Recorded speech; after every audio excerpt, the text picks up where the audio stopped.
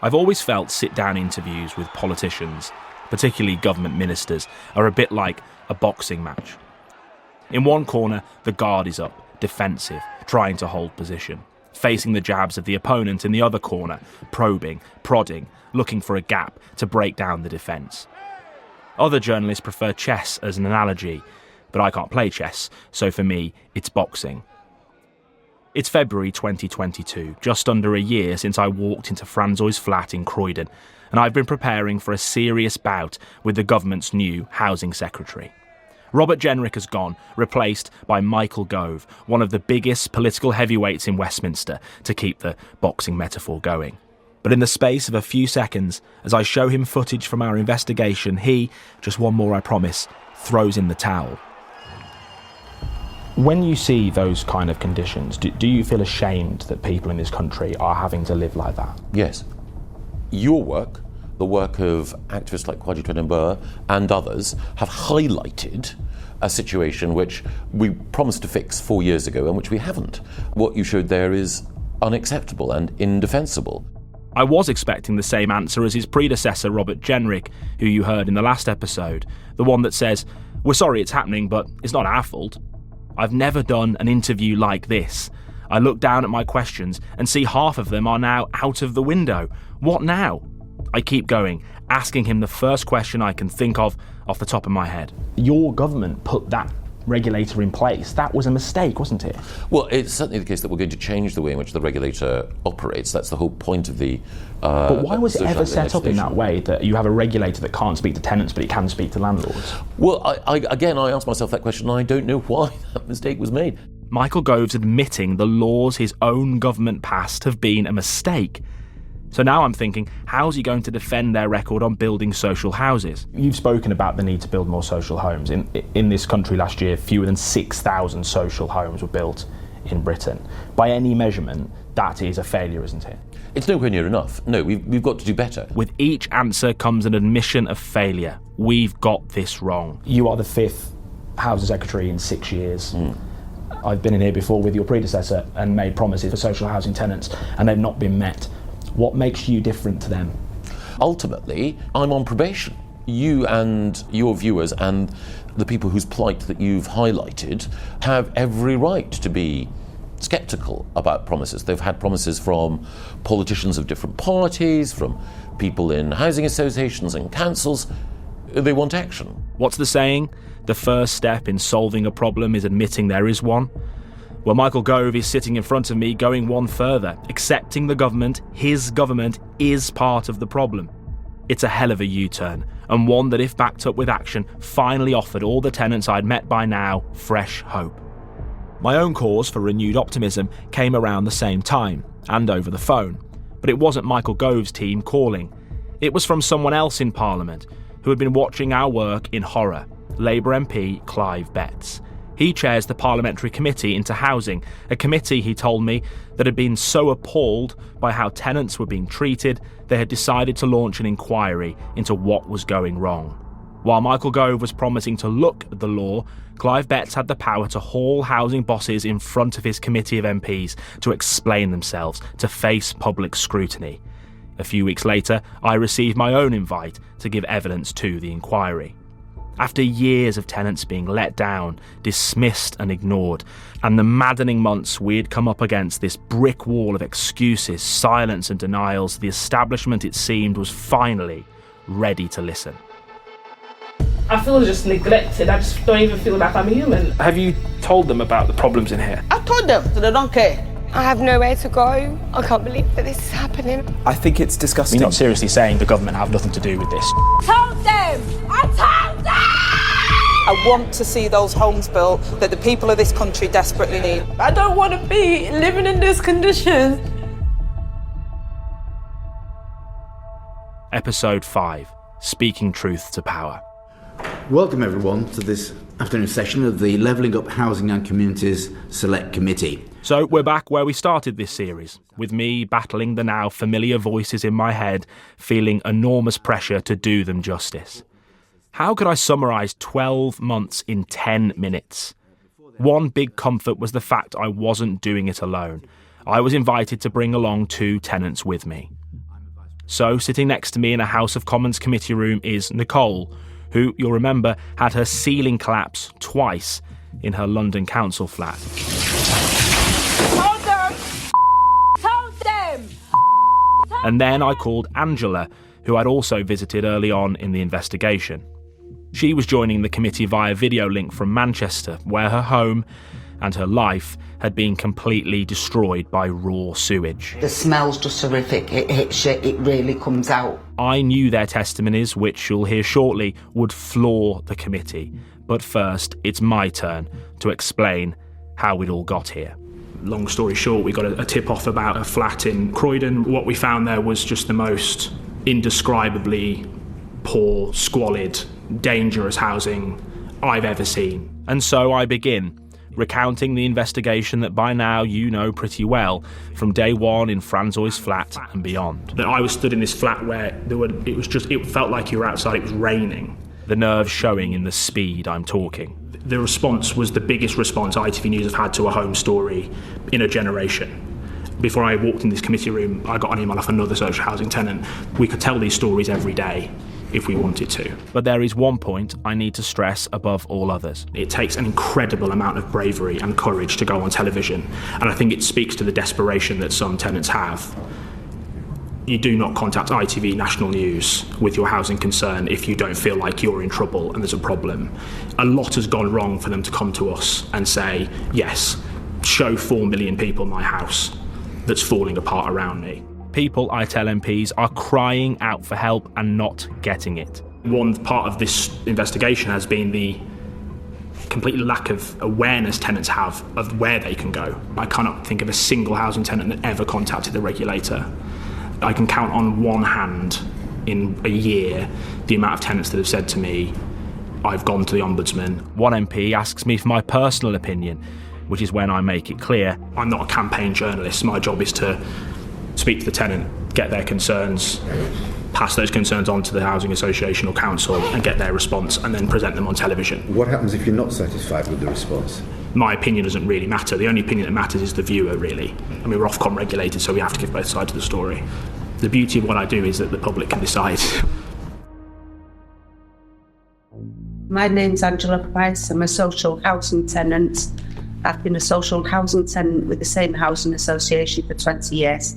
Tenants who couldn't even get a repairman out to fix a leak are about to address members of Parliament. I'm thinking, I bet those repairmen wish they'd just fixed it now. We lived in raw sewerage flowing in, which it never stopped. Nobody come out to address it. It took me 15 days to get anybody from Guinness to come out to even have a look at it. They dug up all the floors, daughter's bedroom, bathroom, absolutely hacked it, and there was no need for it. They moved us out for nearly 5 weeks in a hotel. On the very day we came back, all the sewage and everything was pouring out the stack again. And it was never, ever a problem with the drains. It was the stack in the bathroom. How has this impacted on your family, Angela? Our social lives have completely stopped. I was ashamed. I'm disabled because I've had a massive brain operation. My daughter's father is disabled. He had a brainstem stroke. How far have you got now? Is everything sorted now, or are you still... No. All I can hope is that the Chief Executive of Guinness is listening today and will be so embarrassed that he gets on with the job tomorrow and gets you sorted out very quickly, because this has just been an appalling story. I don't think any of us can imagine how you lived through it. Really can't.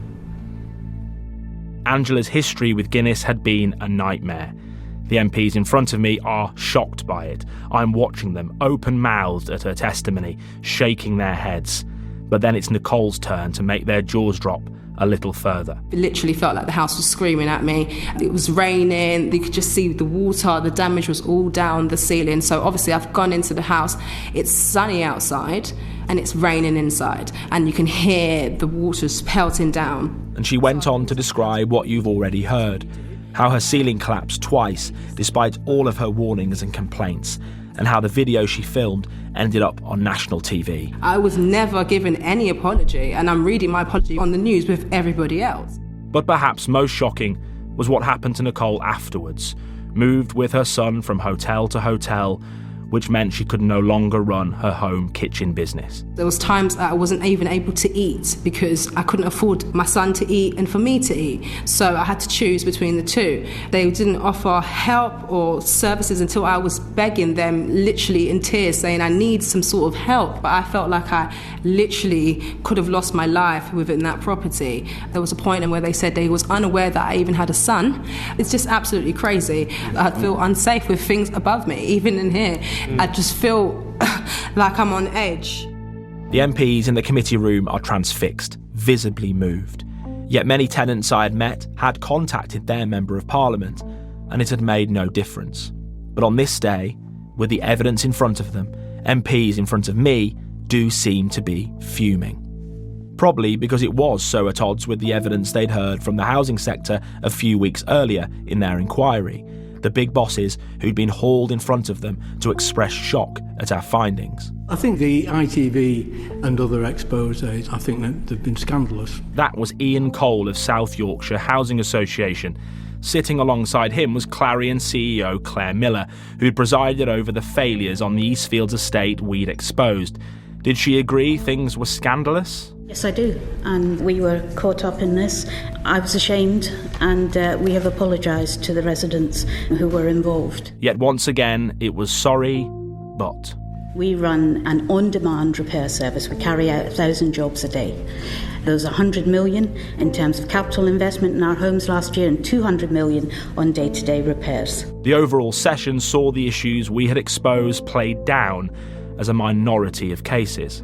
I don't think it's widespread. I think it's unfortunate that you don't see many items on ITV News of positive stories about social housing, and therefore inadvertently I think these things tend to reinforce the stigmatisation of social housing. If I'm honest, these comments really irritated me. It revealed what I had long suspected, that the sector saw itself as the good guys. But to somehow suggest we were the bad guys here. Maybe the stigmatisation of social housing is reinforced, to quote Ian, by landlords leaving their tenants in squalid slum housing that belonged to another century. And is it my job to promote the good work of social housing providers? Doing your job isn't news, it's just your job.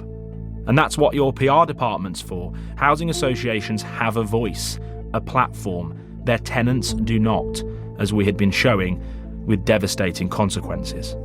I'll pop my soapbox away now and return to the inquiry, where MPs also heard from 3 separate tenants' organisations to tell them what I'd spent the past year discovering, that this was a system that wasn't working. It's all about the economics. This is Suzanne Mooner, a long-standing social housing campaigner. I had a look at the cases that were being taken to the Ombudsman. You know, there was Live West, which was fined £400 on a turnover of 186 million. One Manchester, £350 compensation on a turnover of 60 million. And it just went down the list like that. Housing associations are now accountable to investors in the cities, to the market really, and not to anybody that is looking after the interests of tenants and residents. You see that in the composition of the board members. It's now all about people who have got experience in finance, hedge fund management, development sector. That evidence shared by Suzanne and others at the inquiry certainly reflected our experience of them. Even the language the housing providers had developed was now business-focused. The people in the houses were called customers, which angered tenants like Kwejo Twenoboa. We're not customers. If I wasn't happy with a good or service, I could go and return that or exchange it for something else. You can't do that in social housing. I can't just pack my stuff up and say, do you know what, I'm not living in this. This isn't good enough. I want to live in the house down the road. And they knew that. I see them as property developers. That almost became their driving force, their goal. They're social housing providers, but I've forgotten their social purpose. After his social videos had helped his story to blow up, Kwejo had earned his own invite to Westminster to speak truth to power. Michael Gove came in and then his team reached out. When I mentioned to people that I was going in to have that meeting, they were like, oh, yeah, so you're going to have to make sure you wear a suit and whatnot. And I thought, absolutely not. I'm going in there to tell them that they are failing. So I went in with my tracksuit anyway. I had sat like 25 minutes before and written about 14 points of how they changed this. And he was there nodding and like writing away and whatnot. And he was pretty much in agreement. So I thought this potentially could be it. This could be change if we have him on side. At least Michael Gove showed where he stood in his first significant move after coming into office. The Housing Secretary, Michael Gove, says shocking conditions in properties run by England's largest social housing landlord are extremely concerning. Gove had effectively put Clarion on warning. As I explained to Mary Nightingale on the Evening News, this is a pretty significant intervention by Michael Gove. He says no one should have to live in a home with these conditions and it should not take years to put them right. I am deeply disappointed that as one of the largest social housing landlords you have not been able to meet fundamental standards for your tenants. I intend to take a personal and direct interest in your association's approach to housing conditions. What can he do? Well, I understand Michael Gove could threaten to remove government funding from Clarion to build new homes should it fail to improve. Clarion says it started to make the improvements needed on its services. Meanwhile, the committee of MPs I'd appeared in front of was now away writing their report into social housing. Would they do justice to the outrage they'd shown Angela and Nicole on the day?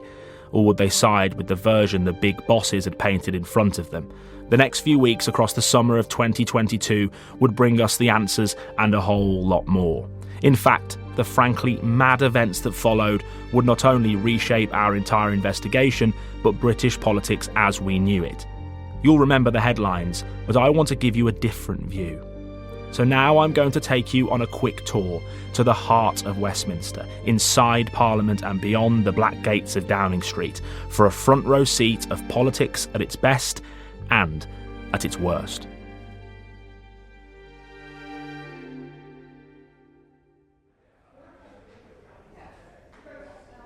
I'm standing in Central Lobby in the Houses of Parliament. This really is the epicentre of the Palace of Westminster. And I'm stood between 4 archways, and one corridor takes you down to my left, to the House of Lords, and to my right down to the House of Commons. Down a third archway is another corridor that takes you to the committee room where Angela, Nicole and I had given evidence to the inquiry. I'd worked here for more than a decade. I've seen laws passed, legislation brought in, bills introduced. But I'd never felt so personally connected to legislation because I'd seen firsthand the distress and the trauma people had gone through, and only this place and the people in it could truly make a difference. And it was down that corridor to my left in the House of Lords that came the biggest step forward in our investigation so far.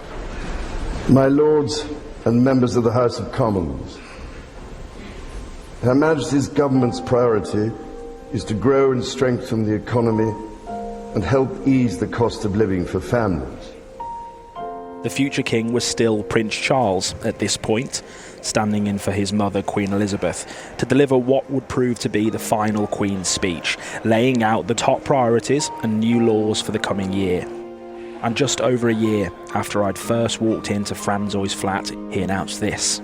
Her Majesty's government will introduce legislation to improve the regulation of social housing, to strengthen the rights of tenants and ensure better quality, safer homes.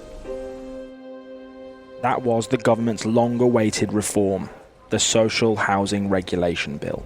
This bill was like going back to the future. It was saying that the world that existed in 2010, when the sector was properly regulated, would have to be reinstated. And so suddenly, landlords would face unlimited fines if they were found to have not done their jobs properly. The regulator, who remember couldn't even inspect properties or speak to tenants, would now be allowed to inspect properties and order repairs within 48 hours. The serious detriment tests, which had been brought in to say that the regulator could only intervene if a tenant's life effectively was in danger, well, that was also scrapped. These are all changes that were brought in by the government. Now, some people may be listening to say, well, great, this has all been sorted then. But far from it. The changes they made, in many ways, were the absolute minimum a government should be doing. And this really, really wasn't the end of it.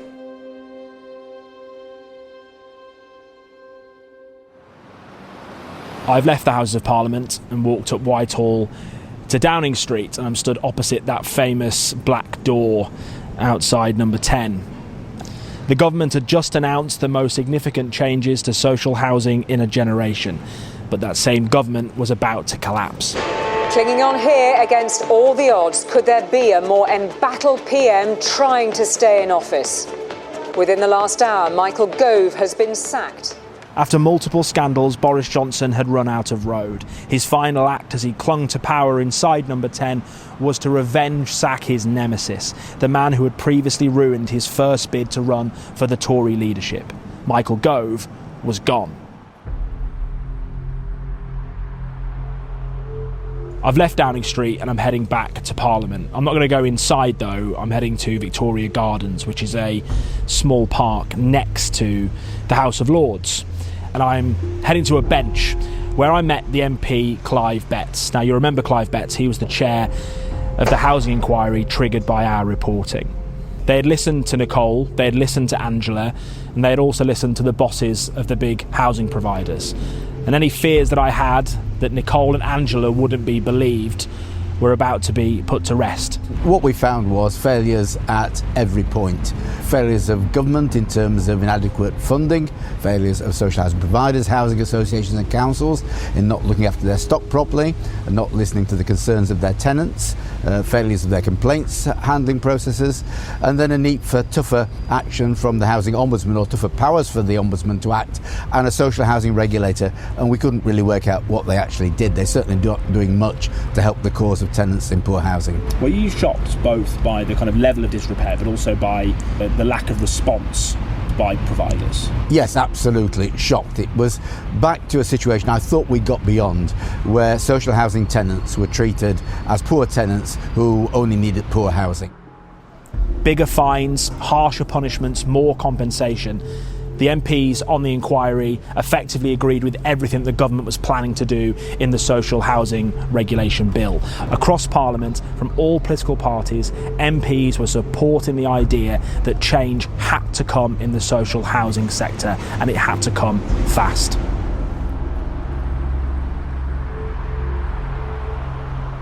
You rejoin me in Downing Street.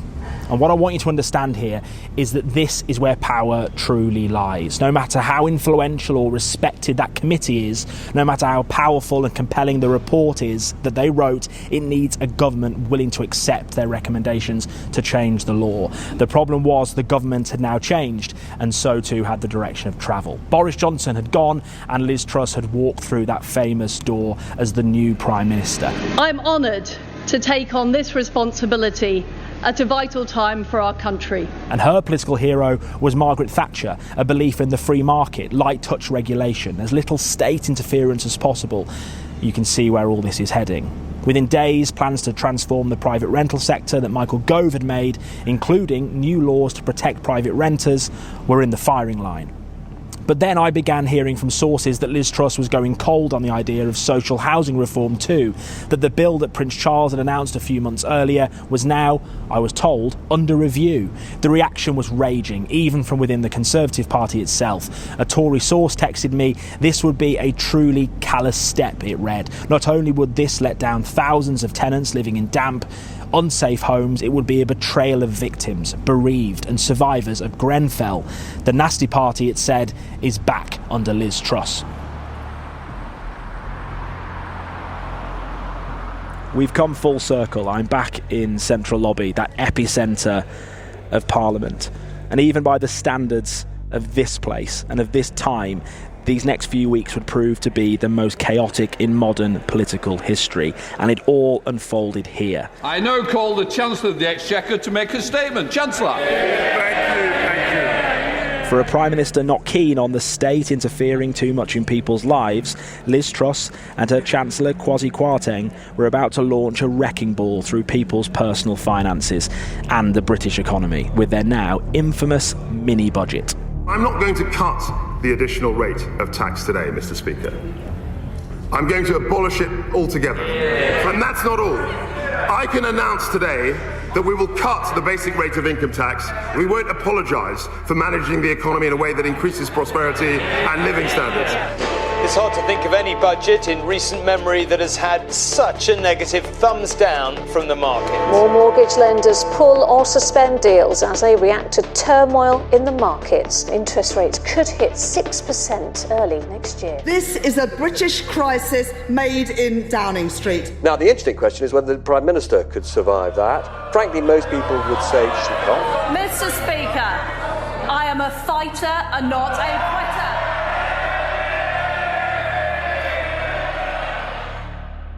In the end, a lettuce lasted longer than Liz Truss, and talk of tearing up a bill to help millions of social housing tenants disappeared with her premiership. It has been a huge honour to be Prime Minister of this. Not that she mentioned it as she departed Downing Street, but her 49 days in office would leave a lasting and painful legacy.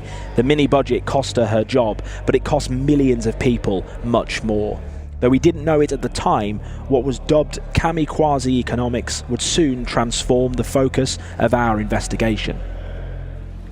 From my time as Prime Minister, I was in the newsroom that day watching Liz Truss on TV leaving Downing Street less than 2 months after she'd walked in, when I received 2 text messages. I remember receiving these 2 messages, and it sort of plunged us back into the investigation. The first was from Craig, the brother of Julie, who was the cancer patient from Newquay who we'd met right at the start of the investigation in a mould-infested flat nearly 18 months earlier. So obviously this is my bedroom. As you can see, this is where I don't want to sleep with all the damp. But she'd been moved into safe, new accommodation after we'd exposed her plight on national TV. So I'm so happy.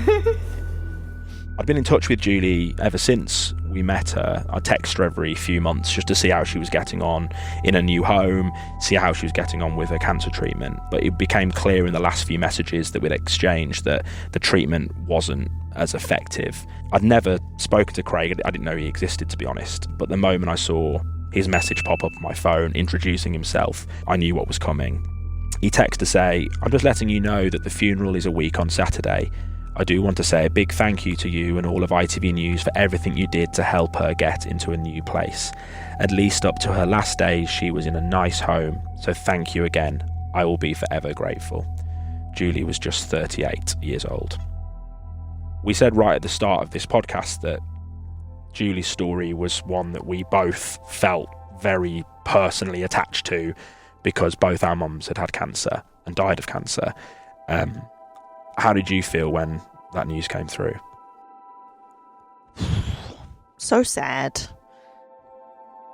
But I was really honoured that her brother had messaged you when something like that happens, and it's heartbreaking for the family. The fact that he reached out to you and let us know and wanted us to know how much we'd helped her just makes it all feel worth it, I think. I'm really aware that this is not the cheeriest podcast series to listen to, and Julie's story was tragic for so many reasons, but like you said, she'd reached out to us for help and we'd been able to give her help. And in lots of cases we tried and we couldn't, because we know this housing crisis can't be solved simply by journalists picking up the phone and asking press officers to get people in your houses, but Julie was one of the few people we were actually able to do that for. And on the days where it seemed that nothing was changing, that everything in some cases was getting worse, I did think back to these messages from Craig because it felt like we'd made a difference. The second text I received came a few hours later. It was from a Whitehall contact in the Department for Housing. "We're getting the band back together," it read. That night, Tom Bradby was live from Downing Street, informing the nation. The game of musical chairs that passes for a cabinet reshuffle these days turns out to have been more interesting and more revealing than expected. Dominic Raab is back to his old role as Justice Secretary, and Michael Gove, who has served under every Prime Minister since David Cameron and had more political resurrections than Lazarus, returns to his old job as Levelling Up Secretary. Yes, barely 3 months into the political wilderness, and after 2 housing secretaries who wanted very little to do with social housing, Michael Gove was back as Housing Secretary, picking up where he left off. It was all happening. Quajo and I were even getting shout-outs in the Commons as Mr Gove returned to the front bench. Quajo Twenaboa, a young man who I think all of us in this House have seen campaigning with eloquence and passion, and of course Daniel Hewitt of ITV News, who in the course of the last year have shone a light on some of the worst conditions in social housing and have reminded us all how important it is to ensure that our regulator has teeth. The Housing Secretary was at the dispatch box to debate the bill to regulate social housing. It's important, of course, in this debate to acknowledge that there are a number of different aspects of the social housing debate that this legislation doesn't cover. It doesn't cover the whole question, of course, of future supply, and we'll have an opportunity to debate that in this House in weeks and months to come. Michael Gove didn't know it at the time, but that debate on building more houses would have to wait. For his attention and his time in the weeks and months to come would soon be dominated by the story of a little boy and the home that killed him. Next time on The Trapped, the minister and the mould-infested flat. Everything you have to do on your responsibility. I'm so sorry. So sorry. I grill Michael Gove on his response to a national tragedy. It shouldn't take the death of a 2-year-old boy, should it? For government ministers like you to come and speak to people, it shouldn't take a death of a boy to bring you here, should it?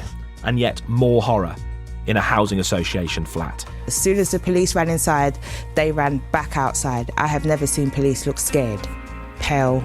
They looked like they wanted to be sick. If you want to see any of the visuals from this series, head to thetrapped.co.uk or follow the link in the show notes. If you are in bad housing or your living situation is under threat, you'll also find a full list of people to contact to get help. The Trapped is presented by me, Daniel Hewitt, alongside Imogen Barra. It's written by myself and David Williams, with archiving by Alpha Ceesay and Lauren Aarons. Audio production and sound design is by Meic, Parry and Jack Soper. The series is produced and directed by David Williams.